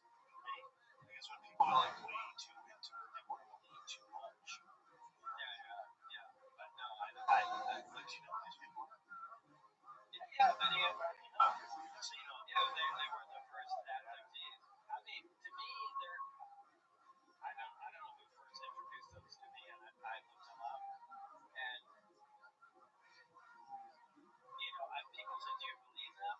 And I'm kind of inclined to believe them because, look, in the 1960s, right, where they're from, the last thing you want to do is be recognized as a mixed race couple. All right, fellas, say good morning, let us begin. Hashem of grace is with us to enter into our last week of Masechus Kesubos. I want to go ahead and begin by thanking all of our sponsors for this morning. Should thank our Talmud sponsors for the month of Tishrei, to thank Dr. Linda Weinberg, Sarah Lady Grants, Julia, Rina, and loving them for dedicating the short this month, loving them as a husband, father, and leader, Dr. Paul Weinberg, Eretz Moshe Ben Avram David. Thank our sales members for dedicating the short this month, and assisted with Zil Shaliba, both Lamas Bas Susha, and the people of Zeb, and Spus, and all of our kids in this establishment. A week of learning sponsors. Avram Zeisman, the version of the other grandmother, I was my father, Avram. Then Aaron, Sue, and Shane Shia, in honor of Eva and Elliot, Shmuel Shia Pepper, in honor of Ari Werner, and all you guys for this show. Beautiful. Also, to thank our Daphlin sponsors for today. Alan and Andrea Stellis, in honor of the last mitzvah of their granddaughter, Kila Rosenblum, and Shlo, the Torah and Mitzvahs, and the Shnafis for our family and beautiful. And also with that, let us begin very, very excited. This is a very exciting Gemara in general, and also to recognize you. It's always beautiful when it's like this confluence of events. How it is that finishing the chapter, Eindosh Kodesh, so we're ending things, beginning things, closing out Kodesh Tishrei, beginning fresh from Hashem is such excitement that we can chapter. Also, let's be continuing that. We confess 109. We are picking up the words Hashem on the bottom of the Chasam days. 108b. We literally left off. We left off yesterday after the Mishnah. So the Mishnah says as follows: This is a very interesting case. Someone promises money to his son-in-law. An age-old story, right? So someone promises money to his son-in-law. Now, listen, in this particular case, what's unfolding over here is like this. Essentially, we're talking about a guy. So imagine for a moment that Reuben is marrying Rachel. Rachel's father promises Reuben some amount of money. And what happens? And then the father-in-law extends his foot. So also, what does it mean extends his foot? So again, extensions for means the father-in-law doesn't pay. Father doesn't pay. So Rachel's father doesn't pay the dowry. Now look at Rashi just a moment. Hashem lost Harag. Yashim Zion Va'amar no age she'enu chashbet dvarak tol tit sha'al gabi rabbi. The rest is interesting. This Talmudic expression of extending your foot means essentially I'm giving you nothing. Take the dirt that's on my shoe. Take the dirt. Now, both sides. Now, in general, what this sounds like is the father-in-law is intentionally not giving his son-in-law the money. But the truth is, the case doesn't have to be set up that way. That's just the way that's the Mishnah is saying it. The Posha though is right here. Take the dirt that's on my foot. I'm not giving you any money. Point over here is father-in-law promised money and now is not delivering. So let's say now the problem we're in is what Kiddushin has already taken place. Kiddushin has already taken place. So Reuben is already in a Kaddish Rachel. Yisrael has not yet been done. Father-in-law indicates that whatever the situation is, he cannot, he will not pay the money. That's the Rachel Tamach Profess. Eshev Achel Tabin Rosha. The Chachamim say, ultimately again, literally she has to sit there until her hair goes gray, which means she's stuck. Rachel's stuck. That, in other words, at this point in time, the control is in Reuben's hands, and either he can make a choice to marry her, right, or ultimately just wait and do nothing until her father pays her. After all, again, there was an agreement. There was an agreement that was made. Rachel's father was not honoring the agreement. So again, moving the law to a holding pattern until his father pays the agreement. Admon says, "Before the Isha Omar, she Rachel could say to Reuben, so Admon says like this, Rachel could say to Reuben, listen, I, Rachel, was going to promise you money. If I was going to promise you money, then you can hold it over my head.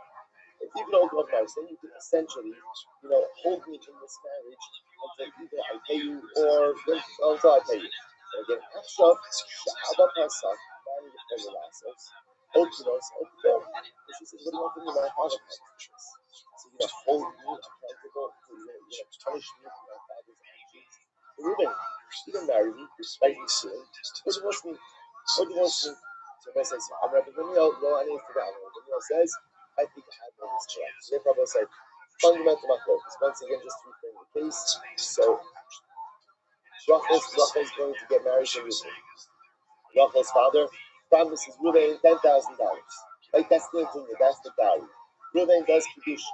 Now father-in-law says, I'm not giving you. I can't give you. I won't give you whatever it is. The point is, he's not giving. So now, I'm going to say, Reuben has every right to essentially hold Rachel in this marriage until her father decides to pay. So her father decides to pay, and ultimately he doesn't pay. So then Rachel's going to grow old in a state that Kiddushin, Admon says that's not right. It's not right. Like ultimately, like I said about it, even if I'm not necessarily saying it's right, I'm not just saying it's legal. This is technically a legal recourse that he has to force his father-in-law's hand. So Rachel says Admon says that Rachel can say to her husband, that's not right. I didn't enter into this agreement with you. My father did. Why are you punishing me for the fault of my father? Listen, don't keep me in limbo. Either marry me or divorce me.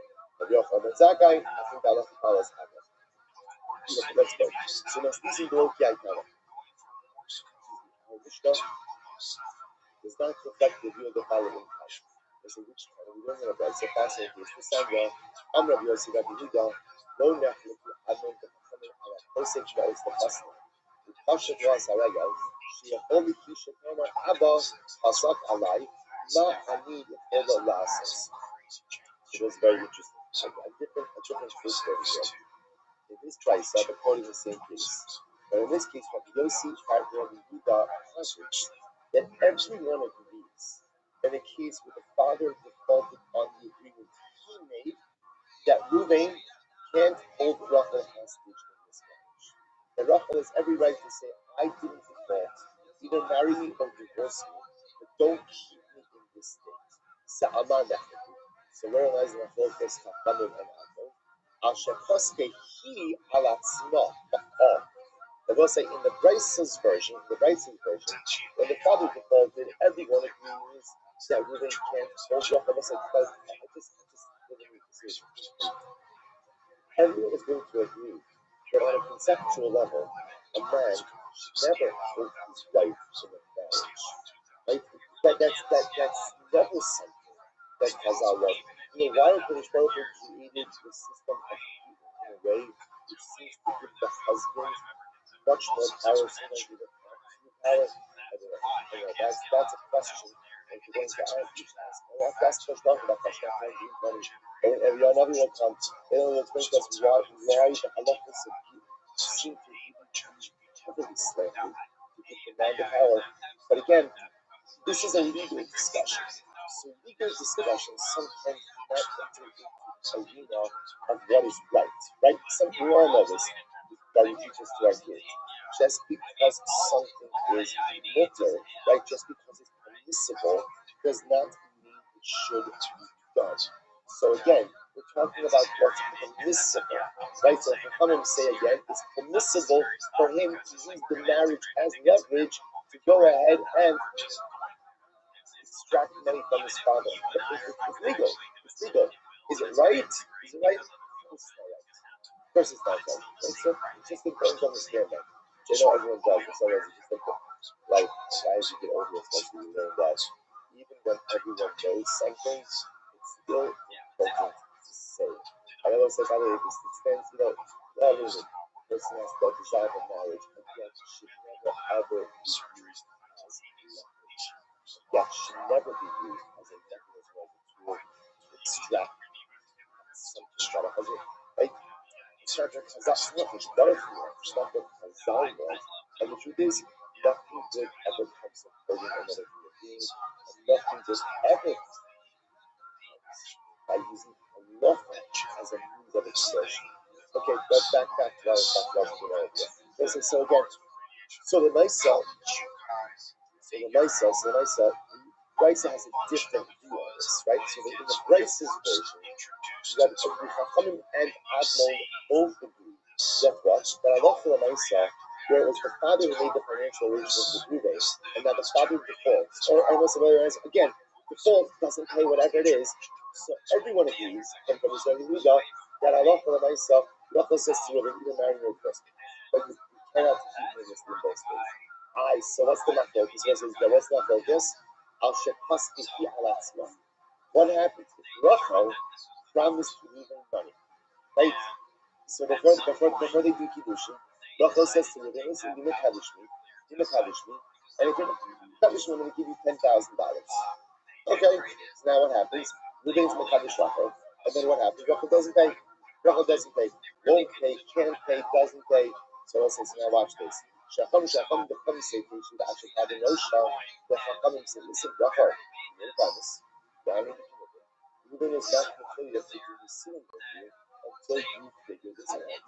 So you can go into a holding pattern over here until you, Rachel, figure out how to satisfy the obligation you entered into. Admon says, listen to this, one second. Admon says, so what can she say? In this case, this is great. She says, no.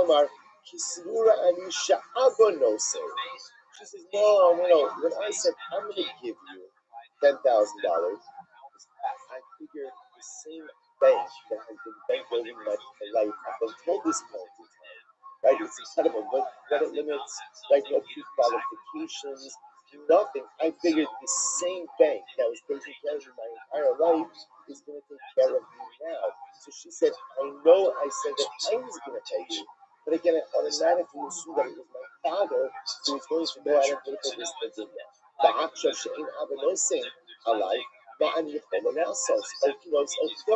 So she says, what do you want from me? I guess, in other words, what Rachel says, is, I'm not purposely being difficult over here.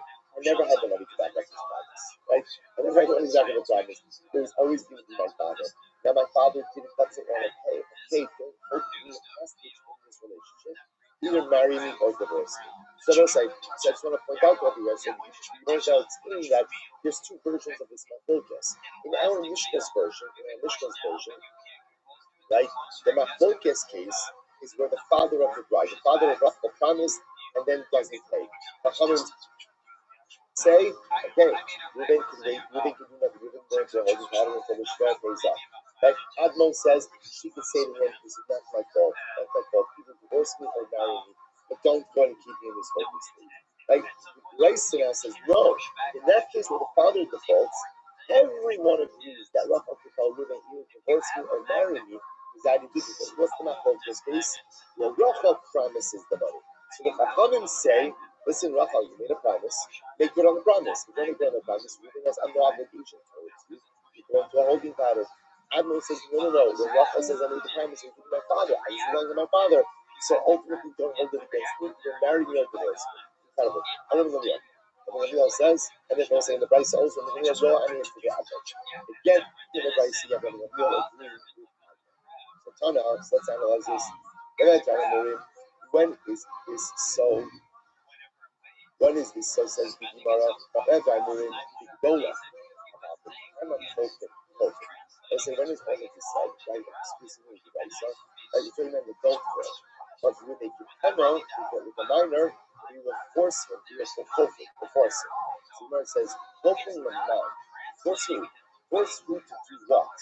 He label have if ultimately at the end of the day we cannot force the father to pay off. So they'll say it makes much more sense to force the father in a case of Ebola than it does to force him in a case of a Kipemo. Why? Because most of the talking about a case of a Kipemo promised money. Right? Rachel was promised money to Reuben. Let's be allowed to wait at that promise. Not there. That's what it kind of means. So if you're going to be talking about a case where you're forcing the father to pay up, it makes more sense to force the father to pay up in a case where the goal of the other made a commitment. So the Gemara says, you know, let's talk about it. Either Amarava quote from the Baal leaking that. Now the Rava says, no. What it means is we force the husband to do the that. So it's like, Halacha makes a kind of a case of a Kitana. So the husband is the Kitana. And the commitment of the Kitana, ultimately they're going to not find you. If Halacha makes a case of the Kitana, will force the husband to do the that. We'll see how that plays out in the Rambam. I don't know if you can this year. Come back and so let's finish this. I'll go back to the Rambam. So this is this. So Amar Rosh Yishtak ben Elazar Moshe B'Chizkiah. Come back and try to go raw and yesterday Admon. So now we're going back to the Mishnah. Any time that you find that the Gamliel says, right? Any place where you find that the Gamliel said halacha follows Admon, halacha kimosa. The halacha indeed follows. Already Rabbi Rothschild, even with the Raisa, it's actually even the Raisa just in Mishnah. Now we're saying whenever the Gamliel says the halacha follows Admon, the halacha follows Admon. So is that true just for the Mishnah and the Raisa as well? Did I say just in the Mishnah? Listen to what I'm saying. I said any place. Any place means what? A Mishnah or a Brisa. Any time that the Gamliel says that halacha follows Admon, the halacha follows Admon. I'm going to say based on halacha kiyotzevo. Right, ultimately, so listen to this. Now, what we're saying is in the two situations, ultimately again, where based on Shamar Hanan Yotzebo, right? Rabbi Yochanan ben Zakkai said that halacha follows Hanan. Halacha follows Hanan. Shiva Don Shamar Admon in halacha Yotzebo, but ultimately again, the 7 cases where Admon said the halacha, and the Gamliel said that the halacha like Admon, the halacha does not follow Admon. So now, what does this mean? Give him a halacha. Shnei Don Shamar Hanan halacha Yotzebo, there's a meaning like this: the two halachas that Hanan left out, and ultimately again, Yotzebo, those who trust like Hanan, halacha follows them. Shiva Darm Shama Admon in halacha kimosa, and if Yotzebo, the 7 cases that are brought up in the name of Admon, the halacha neither follows Admon, nor like the ones who trust him like Admon. I have Amar Yitzchak ben Elazar Mishmei B'Chizkiah. Welcome Shema Rabbi Gamliel Ron yesterday at the halacha kimosa. We just said before, if any time that the Gamliel said, I see the words of Admon to be correct, like the halacha follows Rabbi Gamliel, the halacha follows Rabbi Gamliel, Admon, and those who pass like the halacha is what it means to say. Shnei Dvarim Shachar Hanan halacha kimosa. in the two situations where a man said, halachas, halacha follows him, and those who question like him. First one, I never say, Shimon Dram Shama Admon, Ein halacha Kiyotzeba.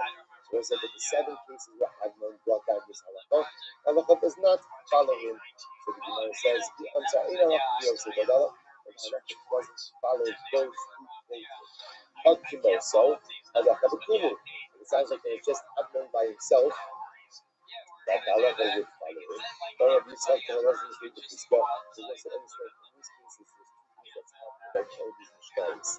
There is Admon stating halacha, and then you have like Rabbi Gamliel weighing in that the halacha follows halacha Yosef. The Gemara now suggesting an immediate distinction between when Admon says that halacha himself versus when you have Rabbi Gamliel coming along and saying, oh, the halacha follows it. I, Bahamar Rabbi Yitzchak ben Elazar Mishmei B'Chiskiyah. But Rachel Neshama Rabbi Gamliel Ron has to be Abba Halacha today. So but you just said that whenever Rabbi Gamliel says, I see the words of Admon to be correct, like the halacha follows him. So the Gemara says, Amar in, lo Amar lo. It sounds like the halacha only follows Admon when Rabbi Gamliel voices his support. But if Rabbi Gamliel doesn't voice his support, then the halacha won't follow Admon. Halacha goes what it means to say. That was always to say. In the two situations, the two things that Hanan said that the halacha in the two cases where Hanan quoted the halacha, Yotziba, others supported him, ultimately again halacha follows.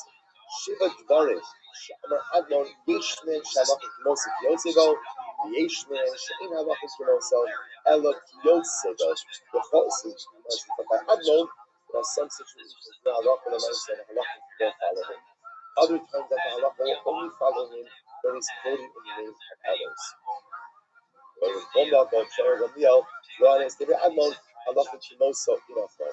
say any place Rabbi Gamliel says the halacha follows Admon, the halacha follows Admon, but not necessarily in the other cases of Admon.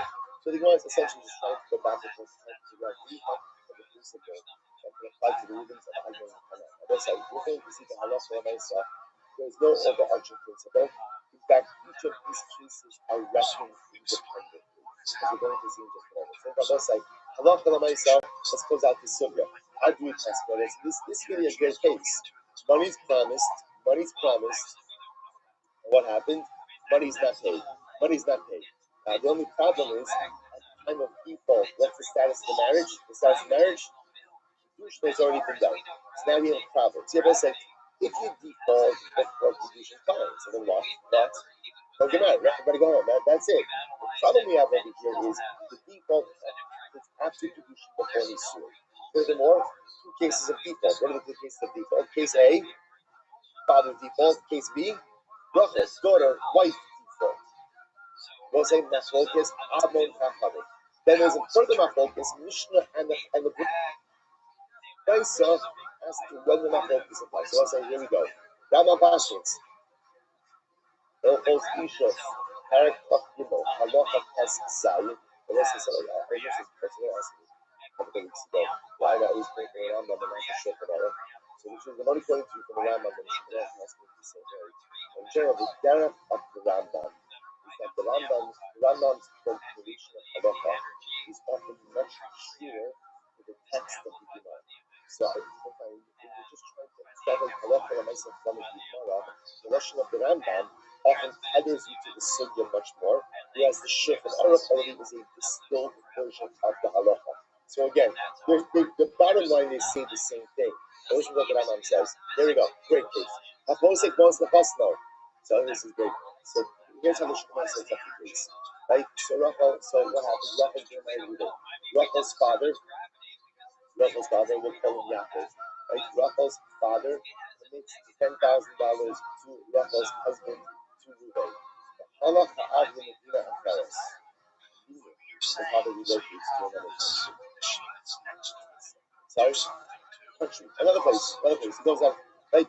Holy Hilomer Labal, and he goes Pasaki Alatzmi. Ma'an Yichol Lasos. Those below you know, all patrons they get. So those like number one, we constantly like Admon in the Mishnah. When it was the father who defaulted, Rachel says to her husband, listen, I didn't make the agreement. either divorce me or marry me, right? But don't keep me under this. So don't say that's halacha l'maisa number one, like Amor the Mishnah. Aval, it must be alatzma, it must be alatzma, ולא ידע, הרי זה יושבת עד שתמצא מה שחסקה או עד שתמס. So that's an interesting halach l'maisa. You keep asking like the coming from the crisis piece. If she is the one who made the commitment, then ultimately she has to figure out a way to honor it.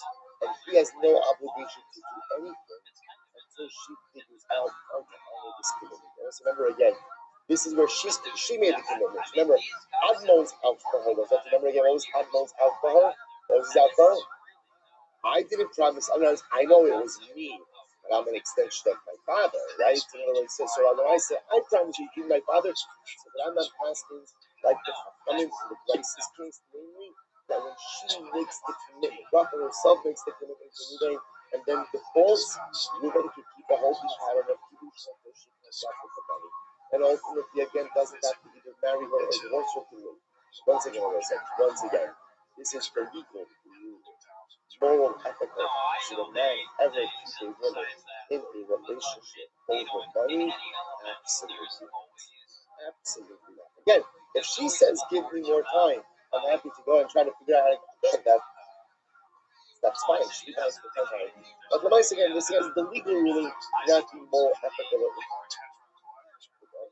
There we go. So say Allah for myself, we can't collect Admon in the Mishnah, therefore again if father defaults, Ruvain can't hold Rachel in a relationship.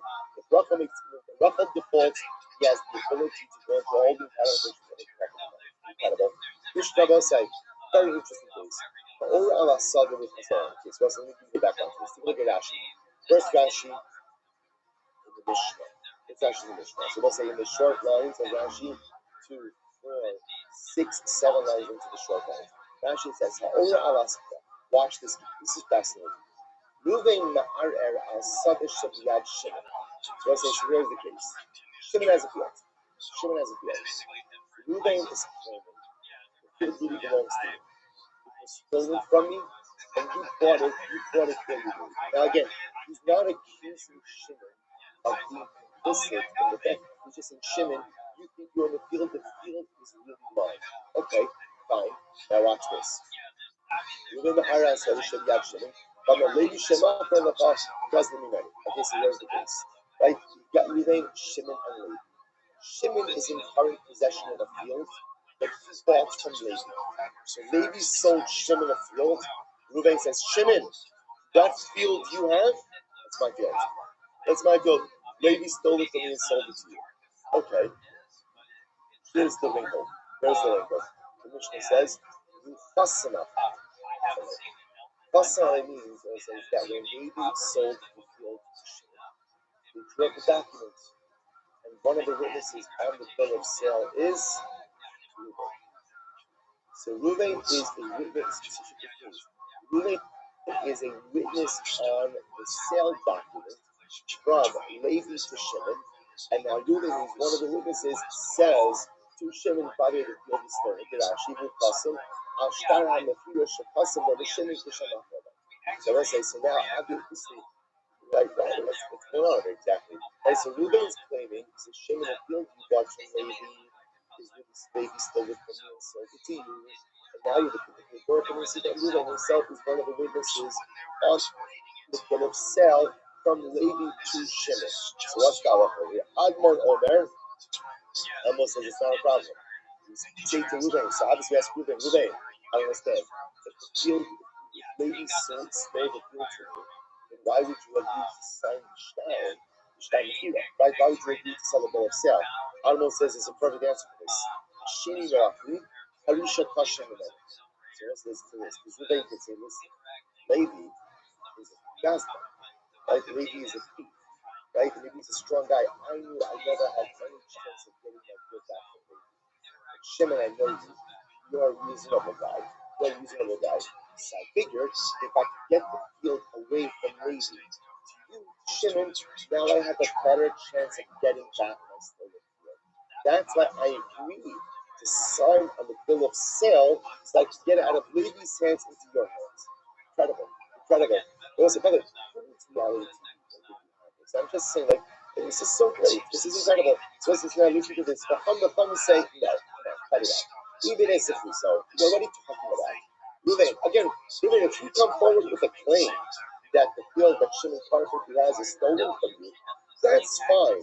But when I say, once you're signing onto, once you're not a part,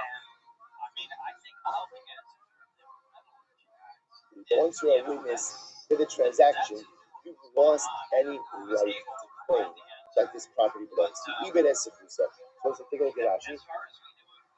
Actually, even as so, the whole of the chasam, hold the shitting law is essentially what that comes saying is like this. The act of signing on a document, or the act of witnessing a document of sale, a transaction, sale transaction, is effectively saying what? This field has nothing to do with it. It's giving up any rights to the field. So they want to say fundamental mathematics. On the flip side, I saw similar after. Sorry, I saw similar after. So I say, look at this case, look at Rashi. I saw مقصد similar after. שלא נתן לראובן זה האור עליו, אלא לאיש אחר, היה מוכר סודה מצד זה, ומיצר לו 4 מוצרי הסודה. חסף לו במיצרים, מיצר פוני סודה שלי, ועשה סודה זיסים. So let's say I watch this case. So let's say for a moment that Reuven now owns the disputed field. Right? I'm sorry, Shimon, right? So Shimon owns the disputed field. So now what does Shimon do? Shimon sells another piece of property. Right? So let's say now, let's call the disputed field A. Field A. Right? So same case. Right? Reuven bought the field from, Shimon bought the field from Levi. Right? Then there's Reuven. Reuven, of course, is claiming that Levi stole the field from him and now sold it to Reuven. Sold it to Shimon. Sorry. One more time, I'm going to get this right. So we'll say, so again, remember, Levi sells a field to Shimon. Right? In the back of all of this, we have Reuven claiming that Levi really sold that field to him. And now, all right, stole last night. Right? Levi sells the field to Shimon. Good, beautiful. Reuven now is claiming that the field that Shimon bought from Levi was stolen from him by Levi. Okay, so that was case 1. And case 1 is where it turns out that Reuven himself is an aid on the bill of sale from Levi to Shimon. Okay, so now what do we do with that? So again, according to Admon, so Chachamim say that's it. Reuven, you've lost any claim. You signed on the shtar. You've lost any claim. Admon says no. There's still another claim. You can claim Reuven can claim. It's easier for me to get the field back from Shimon than it was from Levi. Fine. Case 2 is Reuven. Sorry, Shimon is selling the field. Shimon is so let's call disputed field is field A. Shimon is selling field B. Field B. Fine, no problem. So let's say off in the way when you sell a field, if there is a field that is next to other fields, the way you would identify the field that you were selling is by identifying the other fields all around it. Right? I'm selling you field B that is bordered by fields A, D, E. So in this case over here, Shimon is selling field B. But in the document of sale, he makes reference. He says field B borders on my other field, field A. Field A. So in this case, field A is being used as a demarcation point, as a border. So right, field A, the dispute is not being sold at all. But it's being used to identify field B, which is the transaction. So now Reuven is using field A, right? Sorry, Shimon, thank you. Shimon is using field A as just to identify the border of the field that is being sold. I will say, Reuven is signing on this document also. Reuven is signing on this document. So now, here's the shayla.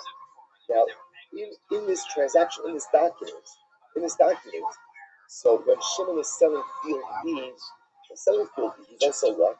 So to speak, solidifying his ownership over field A, because he's using field A to identify one of the borders of field B. Reuven is claiming that this field trade was originally his, is signing on his document. So now Bill says, now what's going to happen after this is over? So now Ruben is going to want to come back and say to Shimon, by the way, field A is mine.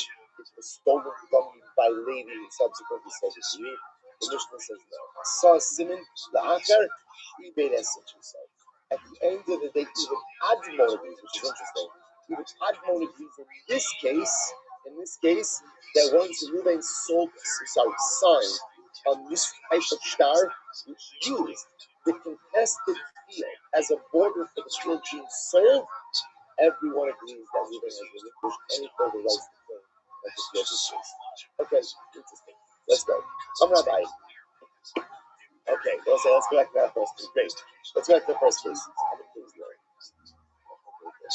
That's right. Okay, let's say so. No, because the truth is, I realize that this we actually have to stay on target because the truth is, maybe it's just Tuesday, Wednesday, right? So the truth is, Tuesday and Wednesday back in are a little bit, and Monday, a little bit longer. So we gotta stay, and we only have 45 minutes on Tuesday. So we're gonna be fine. So let's say, so here we go. You're going to say, so he goes, all right, bye. So you're going to say, now we're focused. It's not just about. So once again, let's just get back to case number one. Right? Shimon purchases a field from Levi. There's a document, right? And the document that says that Levi sold the field. Shimon, one of the witnesses is Reuben. Reuben then comes after the sale is complete, and Reuben comes to Shimon and says, Shimon, the field is mine, Levi stole it from me. And then the document. So again, Chachamim say, sorry, Reuben, you no longer have any claim because Halakha, my son, sign on the document. Sorry, you were a witness. We're done. Admon says no. Reuben has a claim. Yes, I signed the document in order to get it out of Levi's hands. Your hands, Shimon, because I felt I had a better chance with you of getting back my land. Fine. So now Bye, he says, no, Shano, Ella 8. That's only true. Like all of this is only true. If Halakha myself, Reuben signed as the Machlokas is only if Reuben signed as a witness. About Dayan lo Reuben as a witness. This is fascinating. So let's say if it's really incredible. So if Halakha Lamaisa, Reuben served as a Dayan, as a judge, everyone agrees that he can still make the claim of fact, even though he was the judge over that. What is that? Why do you need a judge in this case? Look at Rashi about Dayan.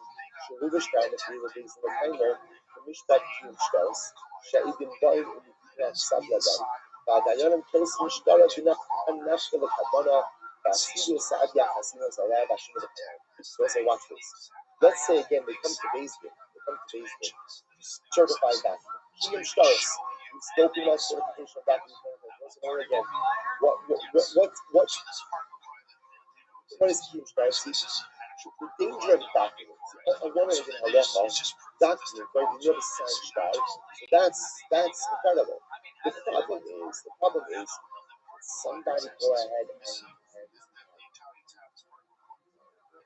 forge, right? Can you forge a shtar?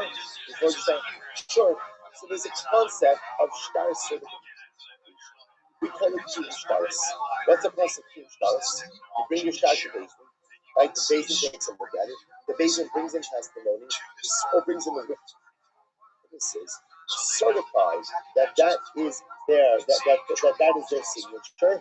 We write a little pen pick, right? We write a little either on the document itself or the patch document, and done. The shtar is certified. So the rest is incredible. So Abaye suggests like this: the maflokes Admon and the Chachamim, the first two subdivision. It's only where you then sign as a witness of the transaction. So if he was a diamond on the base that certified the document, that does not erode his ability to later on claim that the field was stolen from him. Why? What's that? This is actually fascinating. We tell you that here, Ein ha'edim chosmi al hashtar ela im kein karol. Abel on the base, Abel hadayonim chosmi al kafi shelo karol. What's that? Actually, it's incredible. When you witness a transaction, like when you sign as an aide, listen, what are you signing on? You're signing on the validity of the transaction. Like that's what you're signing on. That I witness this transaction. This transaction is binding, valid, and legal. When you're a dayan for kiyum shtaris, I will say, what are you certifying? What are you certifying? Signatures. You are not certifying the transaction. In fact, the dayan, sometimes like kiyum shtaris, the dayanim aren't even reading what's in the documents. Right? Because I'm not certifying the transaction. I have no idea about the transaction. Kiyum shtaris is there just simply to certify the signatures on the document themselves. But it has nothing to do with it. It's so fascinating. So fascinating. See, you could have a situation of Kiyum shtaris, which makes sense, I will say, because otherwise, Kiyum shtaris requires a whole certification of the transaction. Then what's the point of the shtar? Then what does the shtar do? The shtar, right, the edus on the shtar locks in the transaction. Kiyum shtaris certifies the signature. So this is incredible. So we'll say in a case where Reuben was a dying for Kiyum shtaris, and now let's play this out. Right, so Levi sells a field to Shimon, and then they draw the document, and now they want to bring the document to Beis for certification. Reuben is one of the dayanim on the Beis to certify. Right, Reuben's Beis certifies the document, and then after it's certified, Reuben says to Shimon, by the way, the field is stolen from me. Everyone agrees in that case. Reuben has a valid claim. If we say Reuben has a valid claim, obviously saying something was stolen from you is not a claim. I mean, it's a claim. What it means is Reuben now has the right to what? Pursue that claim. Right? So again, why? And everyone agrees in that case. Everyone agrees in that case. Why? Because Reuben's acting as a guy for Kim Shtaris has nothing to do with the transaction. All Reuben was doing was just saying, oh yeah, the signatures, we can say, we can speak, you guys recognize the signatures, fantastic. Good, sign it up, right, and then we're done. Certified, we're done. So everyone agrees in that case, if nobody arose his claim to go ahead and pursue the stolen, right, the stolen claim, the claim the land was stolen from him. Now, Sha'in came, when he's a witness to the actual transaction, sale from Levi to Shimon, in that case, again, part of signing on a shtar is what? You are claiming the transaction inside is valid. When you say claim the transaction is valid, you can't go ahead and claim that same parcel is stolen from you. Admon says, yes, I can. The transaction was valid. In other words, yes, Levi sold to Shimon. At the end of the day, it's my right. Good. So says the Gemara.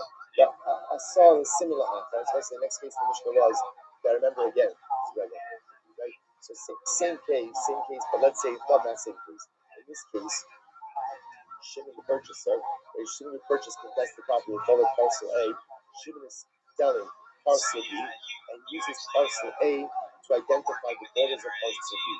Reuben himself signs on that shtar as well, and not as well. But Reuben signs on that shtar. The Mishnah says everyone agrees that after he signs on that shtar, he no longer has the right to pursue any claim for the land is stolen. Parcel is stolen. I'm not buying it.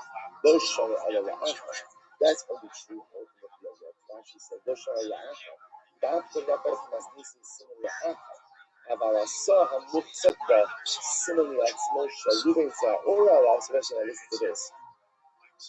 That's only true when what? When Shimon is selling the parcel to someone else. What happens if Shimon is selling the parcel to Reuben himself? Shimon is selling parcel B to Reuben. And now happens to be in that sale, Shimon uses parcel A, which is the requested property, as a border identification. But ultimately, in that case, even though Reuben, right, even as simply said, Reuben did not go ahead and lose out on his ability to reclaim parcel A. Why? The Amar, he below Reuben, because he would say, if I would not agree to this, they'll have a Muslim language. Ultimately, again, Shimon would not stand with the property. In other words, the concern over here is that if Shimon knows that Reuben is going to be claiming parcel A, he's going to be reticent to what? Selling parcel B. So Reuben wants to buy parcel B. If I lodge my complaint now, saying, nice, I'm not going to get parcel B. And certainly, again, leaving aside parcel A, so we can now say, might you still play with So what could Reuben have done? If I were the name of my God, so maybe what they could have done is that before he purchases parcel B from Shimon, put aside the risk, say, listen, I'm purchasing parcel B from Shimon. in a transaction, Shimon is saying the parcel B, right, borders on Shimon's other parcel A. Guys, I just want to tell you, you guys need to see like a sidebar. I'll tell you guys, also is both of them are saying she's not allowed to this transaction. Maybe that's what we should say. Make them a go, not go. Right, let him go. You says, yes, that'll work really well. Chavra is state. The Chavra is state. This is good. Your friend has a friend, and the friend of your friend has a friend. Which I was another way of saying, don't rely on anyone's confidentiality. Right, so the nice again, if Ruben says something so to speak in confidence to the witnesses, they're going to say something, and what's going to happen? It's going to cause the whole transaction about partially to fall to tragedy. Good, you guys are just scholars. So how the cover is like, Aruda saw similar after, so let's say this. In this case, was the so the case over here is, so let's go back. So let's say, so this is just a unique case over here. So remember, let's go back. The Mishnah said that in the case where Ruben is now signed on a shtar, right, is a witness to a document where Shimon is selling parcel B to another party, but in parcel B, he's using parcel A, the contested parcel, as one of the borders. And Ruben signs on that document. Ruben gives up his right to purchase to any more claim parcel A. That's only true. That now abides the qualification. That's true if Shimon was selling it to another party. But if Shimon was selling it to Ruben himself, so Ruben doesn't object to the use of parcel A as a border, that's because Ruben doesn't want to fall into jeopardy the whole transaction. Fine. There's another original case. Who does us now? So it says like the Mishnah's original case. Right? So the Mishnah's original case. So Allah I say now, so Ruben is A on the star where Shimon is selling parcel B using parcel A as a border. So what happens? Here are the shopping. So it's after the transaction happens. Now what happens? So Ruben claims, by the way, parcel A is mine. Parcel A is mine. So what happens? Shepard, then he died. Ruben died. Right, so Ruben died. Right? Ruben died after raising the objection to the ownership of parcel A. Okay. So what happens? The opening of the tracks. Let's say, so now again, so after Ruben passed away, right, either Ruben made provisions putting this beforehand, or the basin appointed an apotropos. Now there's an executor of Ruben's estate. Okay, so Asaf the apotropos came before Abaye, Amalei, saw similar. So this is now what happens. The apotropos is coming. And why is he coming? The apotropos is saying, listen, before Ruben dies, Ruben claims that GOK belongs to him.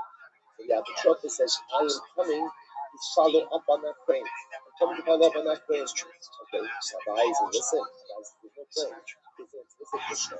I saw similar Akar, even as Sikiso. We already learned this case. Ruben signed onto this document where Shimon used field A as a border identification for field B. And the Mishnah says once you do that, you go ahead and you relinquish all of your rights. Nothing more to talk about. To which the apotropos says, you're right.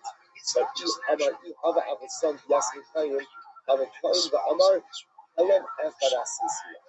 Very interesting. So let's say, the apotropos says, Ruben is still alive, and Ruben would say yes.